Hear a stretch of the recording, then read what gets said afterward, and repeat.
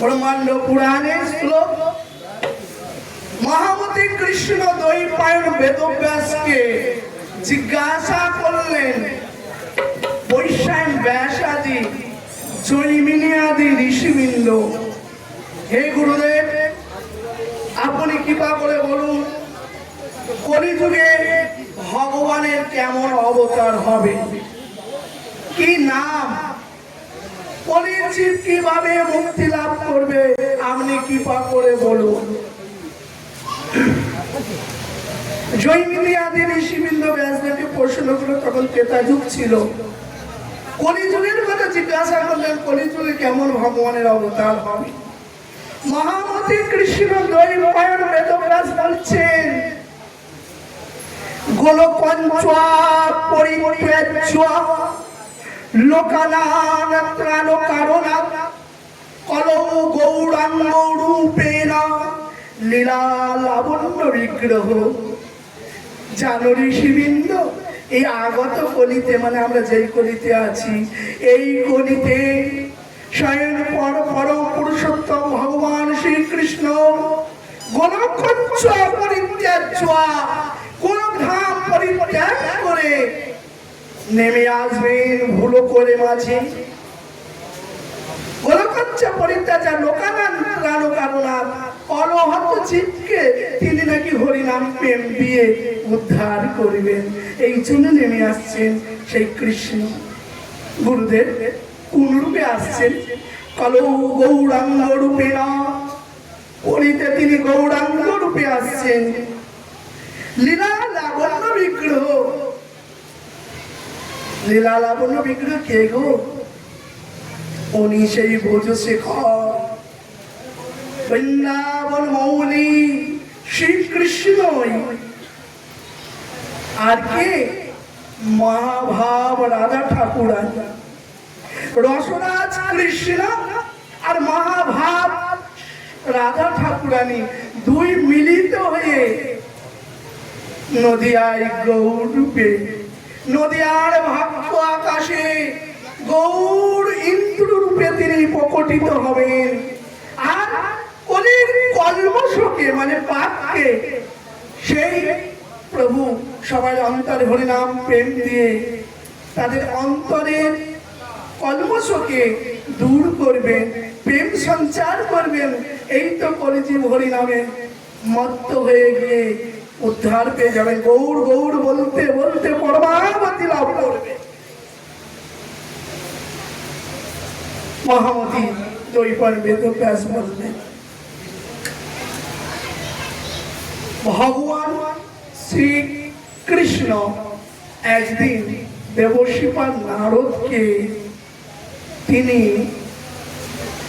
অগ্নি পুরাণে এই কথা বলেছিলেন, হে দেবশ্রীপাদ নারদ, আমি কলিতে গৌর হয়ে অবতীর্ণ হব, তুমি কি জানো?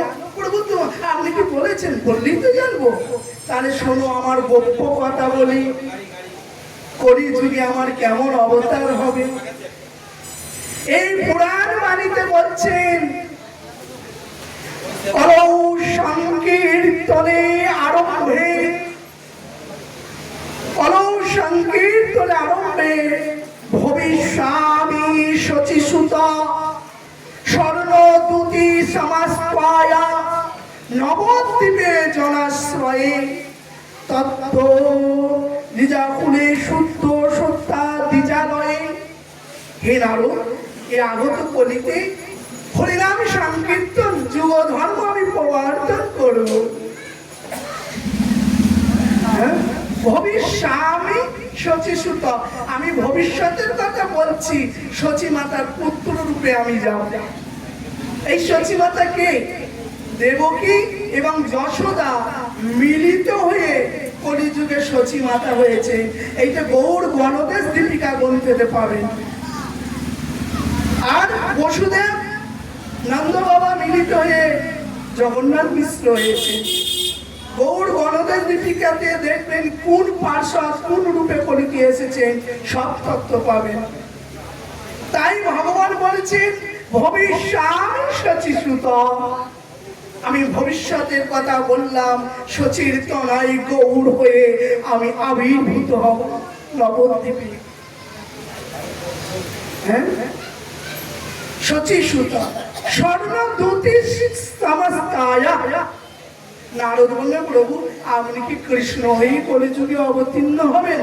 আমরা অঙ্গকান্তি কি কালো থাকবে, শ্যামকান্তি থাকবে? বলছে না না, সব বদলে যাবে। স্বর্ণ দ্যুতি সমস্তায়া। দ্যুতি মানে অঙ্গের কান্তি, সংস্কৃত কথা দ্যুতি বলা হয়, মানে অঙ্গের কান্তিকে স্বর্ণ দ্যুতি। অর্থাৎ সংস্কৃত ভাষায় কি বলা হয়? পীত বর্ণম হৈমানম স্বর্ণবর্ণম, মানে সোনা, সোনার রং। রাধারানী কনককান্তি, কনক মানে সোনা, সেই কনককান্তির দ্বারাই শ্যামকান্তিকে আচ্ছাদন করে নদিয়ায় গৌড় হবে। স্বর্ণ দ্যুতি, স্বর্ণ দ্যুতি সমস্ত আয়া। অঙ্গের কান্তি আমি সোনার মতো ধারণ করবো, কালো হব না। স্বর্ণদ্যুতি সমস্তায়া নবদ্বীপে জনাশ্রয়ে জনগণের মাঝে শচী দুলাল গৌড় হয়ে আমি অবতীর্ণ হব। তারপরে তারপরে কি করবেন? শুদ্ধ সত্যাদি জ্বালায় আমি ব্রাহ্মণ কুলে আবির্ভূত হব, জগন্নাথ নিশ্চয় পুত্র রূপে দ্বিজালয়। এইভাবে বিশ্ববাসীকে হরিনাম প্রেম দান করব।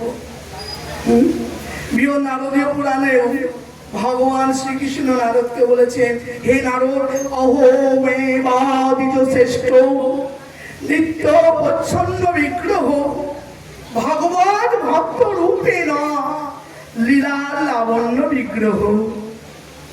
হে নারদ, অহোমেবাদিত শ্রেষ্ঠ, অর্থাৎ ব্রহ্মার কুমার নারদ, ব্রহ্মা ব্রাহ্মণ শ্রেষ্ঠ, এই জন্য তার পুত্রকে ভগবান দ্বিজ শ্রেষ্ঠ, ব্রাহ্মণ শ্রেষ্ঠ বলছে নারদকে। অহোমেবা দ্বিজ শ্রেষ্ঠ নিত্য প্রচ্ছন্ন বিগ্রহ। প্রচ্ছন্ন মানে ঢাকা, সংস্কৃত ভাষায় প্রচ্ছন্ন বলা, আর ঢাকা আবরিত, আবরণ দেওয়া আছে। প্রভু কি আবরণ দেবে? না আমার এই শ্যামকান্তিকে আবরণ দেবো, রাধা কান্তির দ্বারা ঢাকা দিয়ে দেবো। প্রচ্ছন্ন, নিত্য প্রচ্ছন্ন বিগ্রহ। তারপরে ভগবান ভক্ত রূপে না, কলিতে আমি ভগবান রূপ সেজে যাব না। এখন কলিজীবকে আচরণ শেখাতে গেলে আমাকে তো আচরণ করতে হবে না? হে জীব, কৃষ্ণনাথকে পেতে গেলে আমার মতো এইভাবে কাঁদতে হয়, আত্মনাদ করে, আত্মনাদ করে কৃষ্ণ বলে ডাকতে হয়। সেইটাকে আমি তো কলিজীবকে শেখাবো না। এই জন্য তো ভগবান ভাব, ভক্তের ভাব অঙ্গীকার করতে হবে। ভগবান হয়ে যার এই ভাব আসবে না, তো ভক্তের মনোভাব। রাধারানীর মনোভাব নিয়ে নদিয়ায় যাব, ভগবান ভক্ত রূপে না। রাধারানীর রূপটা কেমন? ভগবানের ভক্ত রূপ, সেইটি উপরে থাকবে। তিলক মালা রচনা করব, আর জীবকে বলবো, জীব তিলক ধারণ না করে যে জন মিঠাই জন্ম তার, তুলসীর হাত যে না পরে ছাড় তার হয় জমালায় বাস। এই জন্য আমি তুলসী মালা পরবো, তিলক করবো, কৃষ্ণ বলে কাঁদবো, ধুলাই গড়াগড়ি দেব। আমার দেখে ভক্তগণ ধুলাই গড়াগড়ি দেবে, বলে তার মানে ধুলাই গড়াগড়ি কি লাভ? বলছে মহাত্ম সবসময় চরণে হাত দিতে দেয় না, মহাতের চরণ ধুলি ধুলাই থাকে। যেখানে সংকীর্তন হয় সেখানে মহাতের আগমন ঘটে, মহাতের চরণ ধুলি পড়ে আছে, তুমি ডাইনে না হাত দিয়ে গড়াগড়ি খাও না। বলে তাতে কি হয়? বৈষ্ণবের চরণ জল প্রেম ভক্তি দিতে বল, আর নাইক বলবন্ত বৈষ্ণবের চরণ রেণু অঙ্গে করে ভূষণ রেণু। নরোত্তম ঠাকুর বলছে, বৈষ্ণবের চরণ ধরে আমি অঙ্গে বিভূষণ করব, তার চরণ আমি তো পান করব। বৈষ্ণবের চরণ জল প্রেম ভক্তি দিতে বল, আর নাইকো এমন বলবন্ত, আর এমন বলবন্ত সাধনা নাই জগতে, এমন বলবন্ত সাধনা নাই। তাই শ্রীমদ্ ভাগবত মহাপুরাণে এই কথাটি প্রহ্লাদ বলেছিলেন সান্ড মার্গ গুরুপুত্র দ্বয়কে, নৈষামতি স্রাব দুরুক্রমাগ্রেম স্পৃশত্বা অনাত্মা ভগবান যথার্থ ময়ীরসাং পাদ রজ অভিষেকম নিষ্কিঞ্চনা ন বিনীতি যাওয়া। প্রহ্লাদ বলছেন নৈশাং মতিস্তাব, ততদিন জীবের মতি শুদ্ধ হয় না। এই মতি মাথার ভিতরে কি বাসা করে? বলে শয়তানে বাসা করে। তাহলে শয়তানে হেঁটে যায় কি করলে? ময়ীয়সাং পাদরজ অভিষেকম, আপনি মহাসঙ্গ করুন, সাধু সঙ্গ করুন, তার পাদরজ অভিষিক্ত করুন। তাহলে যে দুর্বুদ্ধিরূপী যে শয়তান, সেইটা আমাদের মাথায় থাকবে না, সুবুদ্ধির উদয় হবে মহা কৃপায়। তখন তার মনে যাবে একটু গোবিন্দের ভজন করি। এর আগে জীবের কোনোদিন গোবিন্দ ভজন করব, এই মতিটা আসবে না। মহাসঙ্গ সাধু সঙ্গের দ্বারা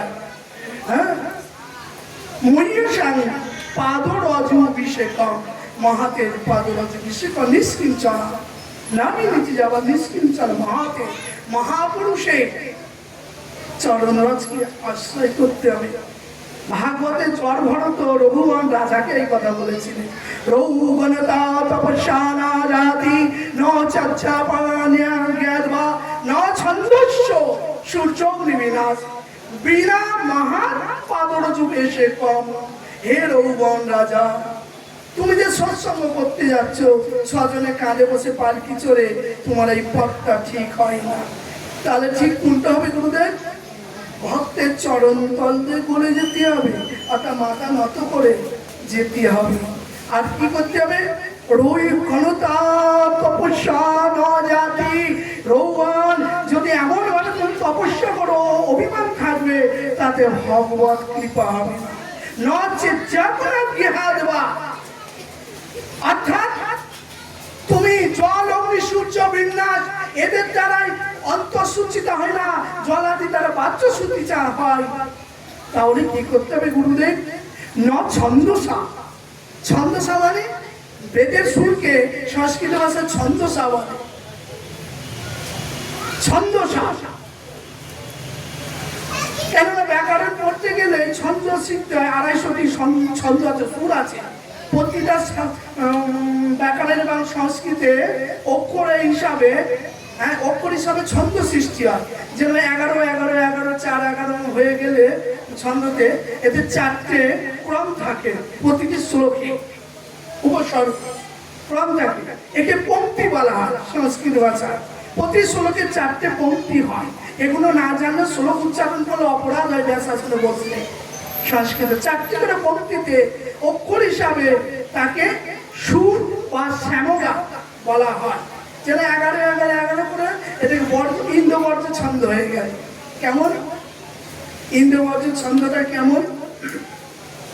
এই সংজ্ঞা বিদ্যা না তপন দানং না গুণ না শীলং না জ্ঞানেন ধর্মা তিমাত্য লোকে ভুবি ভার ভূতা মনুষ্য রূপে নাবিগচরন্তি। এর নাম ইন্দ্রবর্জ্য ছন্দ। প্রতিটা ভাগবতের ছন্দ সুর আলাদা আছে। এইটাই তো আনন্দ দেবে শ্লোকেতে। তারপরে বিলম্বিত ছন্দ, তাতে আরো অক্ষর বেশি হয়ে গেল। বিলম্বিত ছন্দ গজভি ভুজঙ্গ বিয়ঙ্গম বন্দনং মতিমতাং চ বিরকদরিদ্রতাং। সুর আলাদা হয়ে গেল। বিধি বড় বলবানীতি মে মতি হ। এর নাম বিলম্বিত ছন্দ। এই করে ভাগবতে কি আনন্দ ছন্দ। এই জন্য গুরুকুলে অধ্যয়ন করতে হয় শাস্ত্রজ্ঞ। তা আমাদের ভারতবর্ষে যাত্রার পাঠ ব্যাসাসনে বসতে দেয় না। আগে তার ডিগ্রি আছে সংস্কৃত বিদ্যান কিনা, তবেই তাকে বসতে দেয় বড় বড় পাঠের আসনে। নালে ছন্দ ভুল করবে অপরাধ হবে, তারও অপরাধ হবে শুনছে, আর যে বলবে তারও অপরাধ হবে। শ্লোকে এমন একটি সুন্দর ছন্দ ব্যাকরণ। এই জন্য এখানে শাস্ত্রে বলছেন রৌবন রাজায় ছন্দসা। ছন্দসা মানে সুর। তুমি সারা বেদের ছন্দ, উপনিষদের ছন্দ, স্মৃতি স্মৃতি শাস্ত্রের ছন্দ, ছন্দ প্রকার ছন্দ আছে। তুমি যদি ছন্দবিত হয়ে থাকো, কিন্তু মহাসঙ্গ মহাতের কৃপা না হলে কৃষ্ণ ভক্তি লাভ করা যায় না। তুমি ছন্দবিত, সব থেকে গুণ আছে, কিন্তু এইটা না, মহাসঙ্গ মহাতের কৃপা না হলে ছন্দসা চরণী সূর্য বিনা বিনা মহাত পাদর্য অভিষেকম, বিনা মহাতের চরণ ধুলি ছাড়া অভিষিক্ত না হলে কৃষ্ণ ভক্তি কি জিনিস সে জানবেই না, জানবেই না। এই জন্য তো গৌর সুন্দর কৃষ্ণ গৌর হয়ে বলছে আমি ভক্ত ভাব অঙ্গীকার করবো। ভগবান হয়ে গেলে তার ভক্ত চরণ ধুলি করে বলে দিতে পারবে না, মনে ভিতরে সংকোচিত হবে। যদি আমি ভক্ত হয়ে যাই কেউ নিষেধ করতে পারবে না। এই জন্য রাধা রানীর ভাব কান্তি নিয়ে কলিতে গৌর হলেন। কৃষ্ণ নাম জপে গোরা পরম হরিষে, ধুলায় গড়াগড়ি দিচ্ছে মহাদেব চরণ ধরি। তোমরা এখানে গড়াগড়ি দাও না, মহাসঙ্গ করো না, করলে কৃষ্ণ যে গৌর হবেন। গুরুদেবের আশীর্বাদে আমার কাছে 250টি পুরাণের শ্লোক আছে।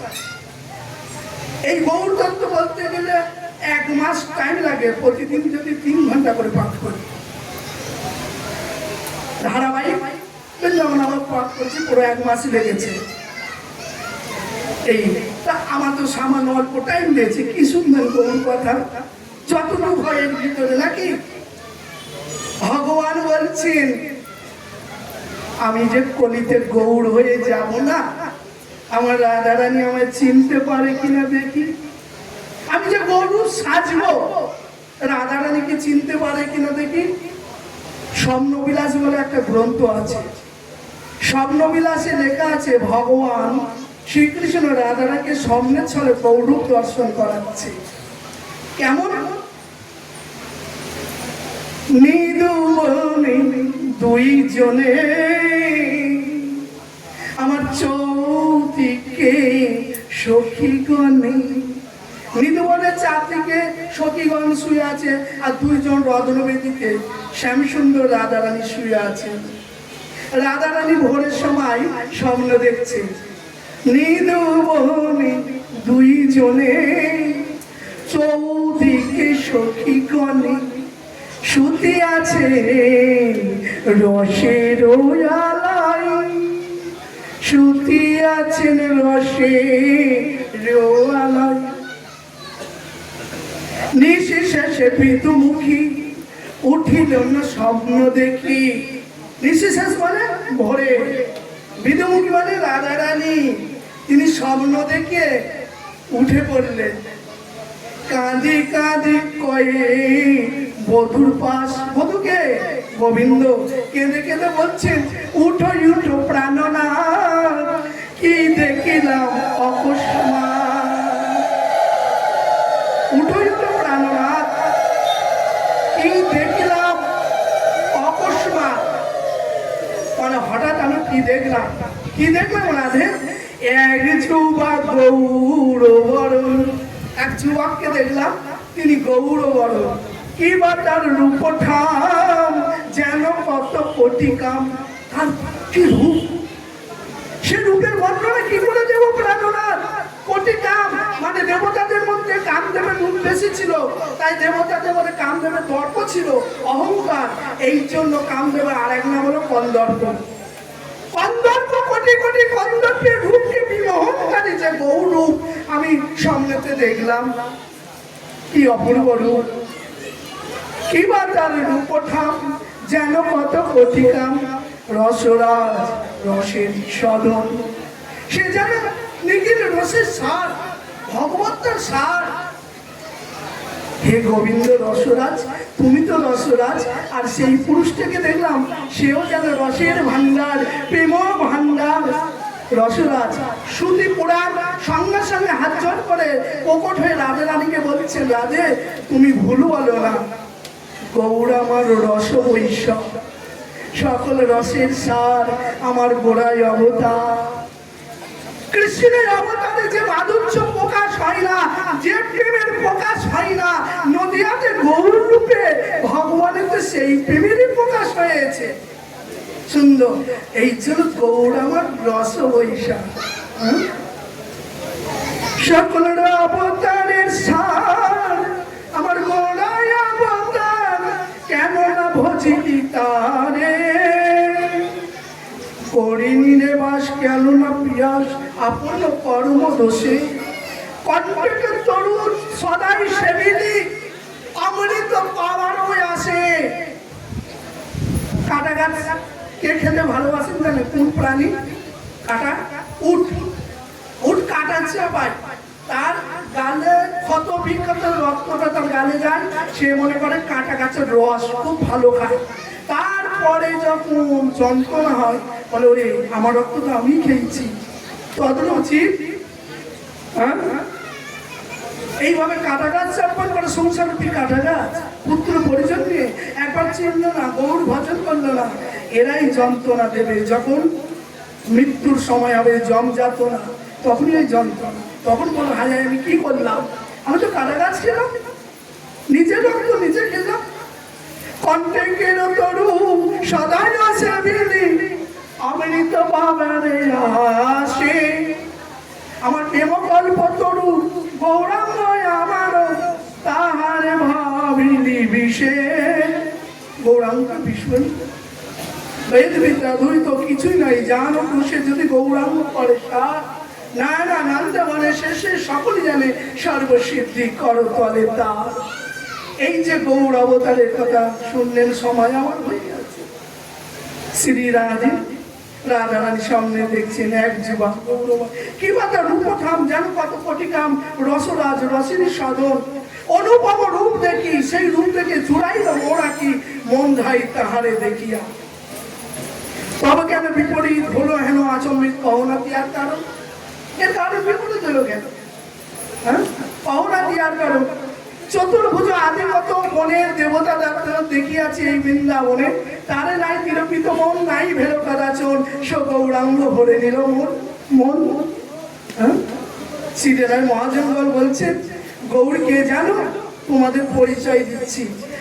আচ্ছা আমার সময় আছে, আর একটু গৌর সম্বন্ধে বলে বলতে একটু উঠিয়ে বাজে। আমাদের গৌরকে মজার পরিচয় দিচ্ছে সেই বোঝের বাঁকা কালো সখা এসেছে, বোঝের বাঁকা কালো সখা দেখবি আয় তোদেরই সোনার নদিয়া। এসেছে বোঝের বাঁকা কালো সখা দেখবি আয় তোদেরই নদিয়ায়, তোদেরই নদিয়া। হাতে তালি না,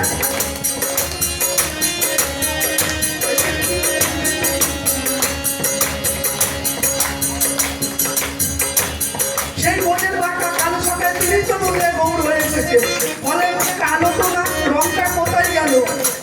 এবার তার রং ফিরেছে, ঢং ফিরেছে, এবার তার রং ফিরেছে, ঢং ফিরেছে, কালো করছে না ভাই। রং ফিরেছে, ঢং ফিরেছে, কালো করছে না ভাই। তোদেরই নদিয়ায়, তোদেরই নদিয়ায় এসেছে বোঝের বাঁকা কালো সখা দেখবি আয়, তোদেরই নদিয়ায়, তোদেরই নদিয়ায়।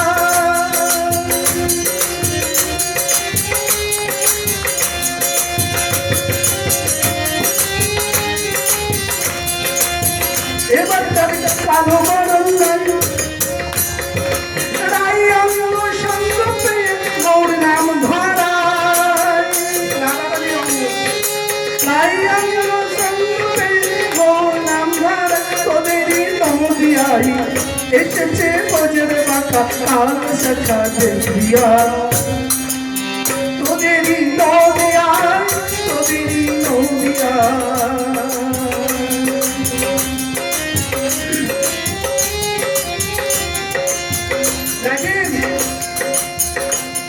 প্রেমে দেরি হয়েছে, তারা হাতের বাঁশি কেড়ে নিয়ে তো বিদায় দিয়েছে।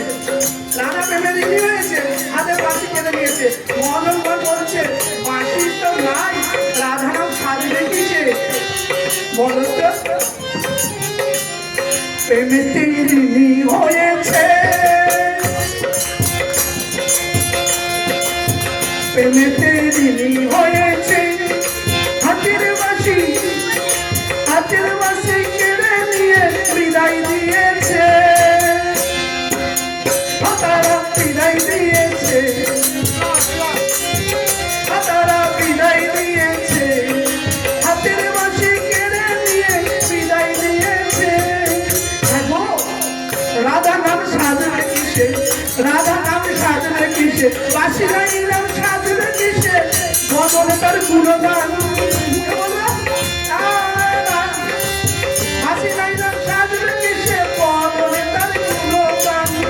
তোদেরই নদিয়ায়, তোদেরই নদিয়ায় এসেছে মোচের রাধা, আম শাখা দেখবি না। তোদেরই নদিয়ায়, তোদেরই নদিয়ায় এই করি আগে বলবো যাইয়া চেষ্টা চালাই বিপরী।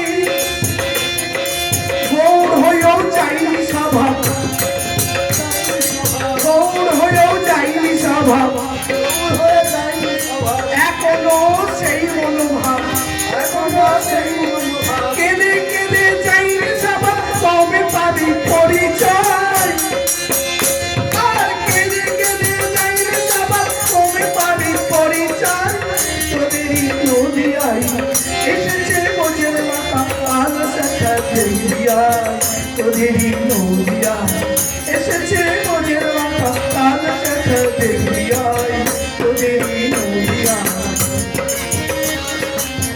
প্রেমেতে ঋণী হয়েছে, হাতের বাঁশি কেড়ে নিয়ে বিদায় দিয়েছে। হাতের বাঁশি কেড়ে নিয়ে তারা বিদায় দিয়েছে, তারা হাতের বাঁশি কেড়ে নিয়ে বিদায় দিয়েছে, হাতের বাঁশি কেড়ে নিয়ে বিদায় দিয়েছে। বিশ্বরূপ পদকর্তা বলছেন কাঙাল বিশ্বরূপে পাই, রাই রূপেতে অঙ্গ থেকে রঙ্গ করা নাই।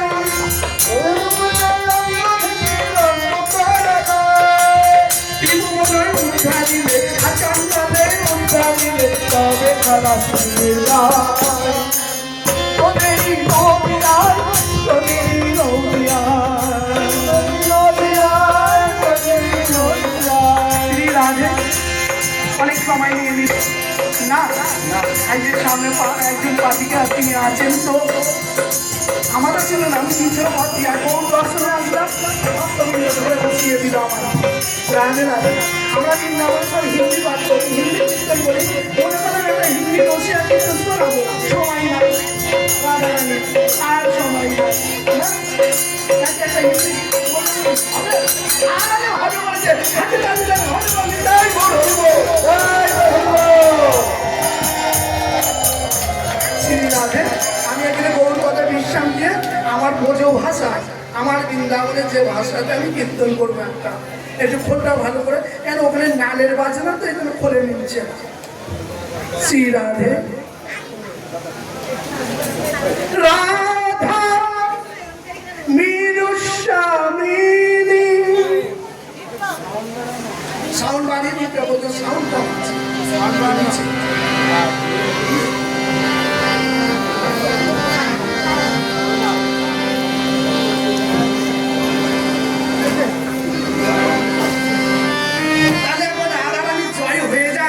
নাকি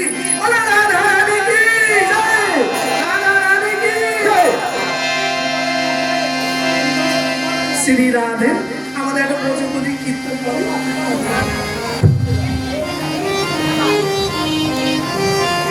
শ্রী রাধে।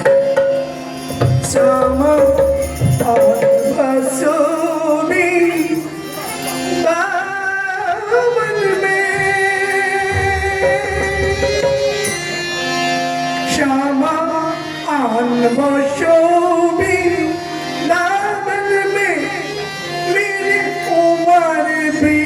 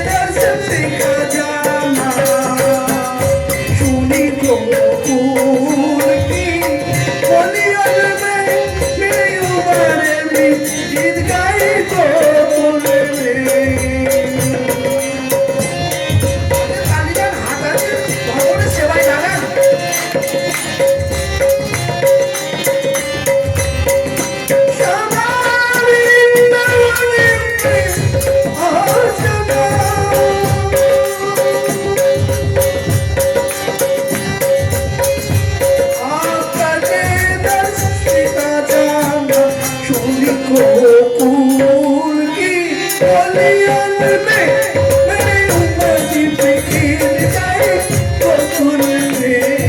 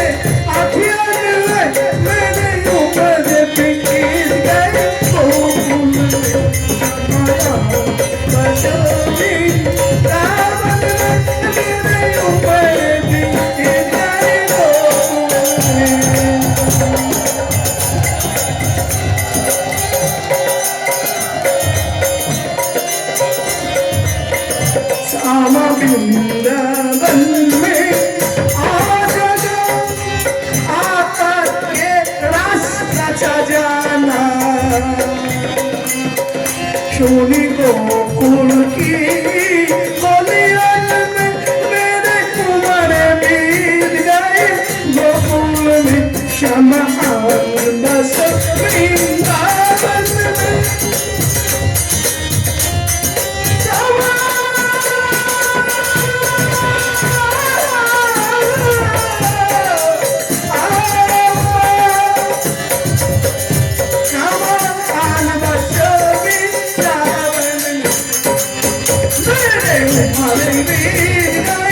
गोकुल में श्यामा